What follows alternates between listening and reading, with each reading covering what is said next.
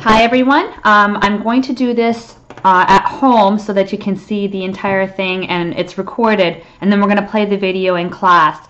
So this is the word problem that was on the exam. Someone asked me if I could go over it carefully, and I thought probably one of the missing things we have is that we don't have a recording so you can go back and watch this again.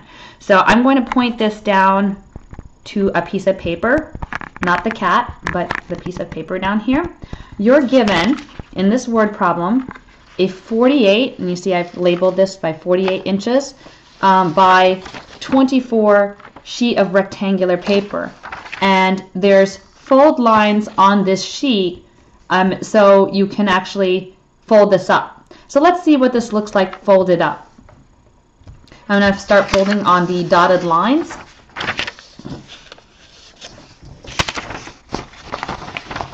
On the first fold we get the following. So I've not drawn it as nicely as they've drawn it, but bear with me here.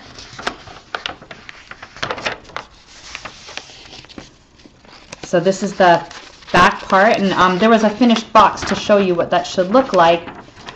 And these pieces up here were supposed to be cut out, so let's cut these out at the top.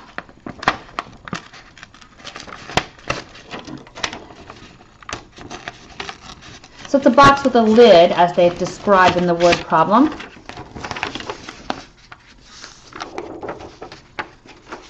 And these sides come up this way.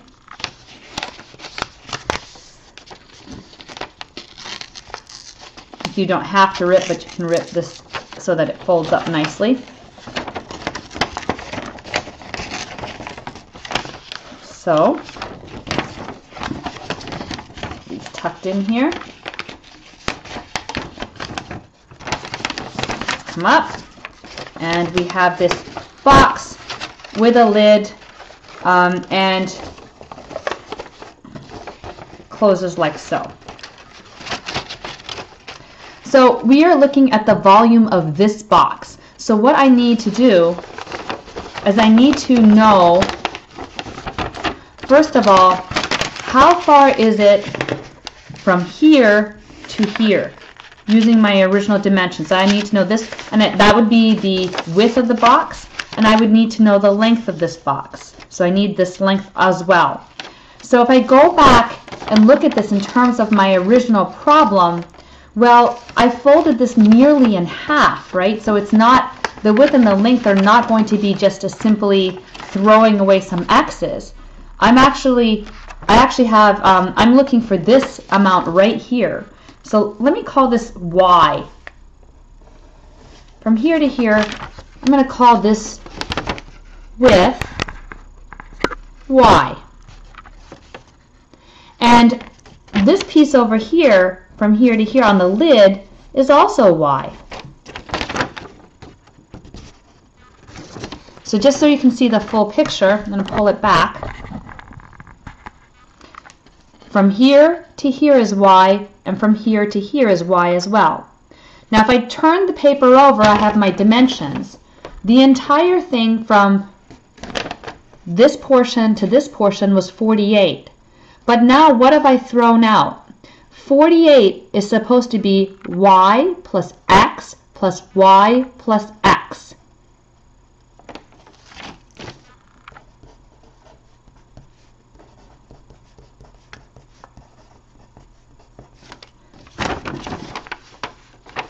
So again here, I've got x plus y plus x plus y has to total up to be 48.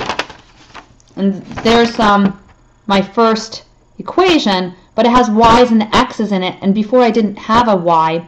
Y represents the width of the length of the box that I'm interested in calculating the volume for. So if I reduce this, I get 48 is equal to 2y plus 2x.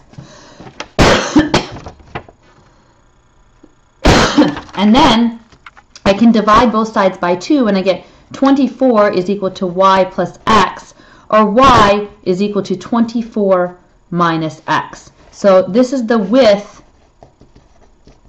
of my box.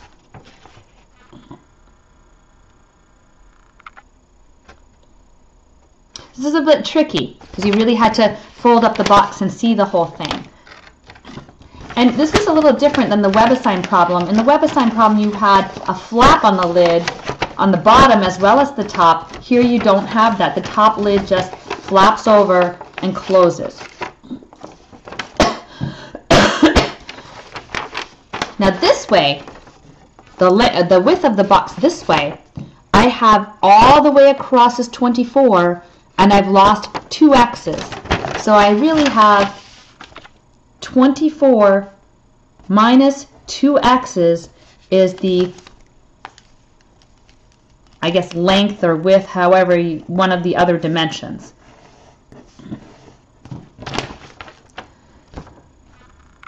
So now I have width times length. And then I have volume is going to be 24 minus x times 24 minus 2x times the height of the box, which is x. And I can actually see that. If I fold up the box, this height over here was x. Right there. So this is my formula for volume. Now, if I set that equal to the volume given in version 1, in version 1 the total volume was 600, this is my equation that I'm going to throw into the calculator and have it give me the roots.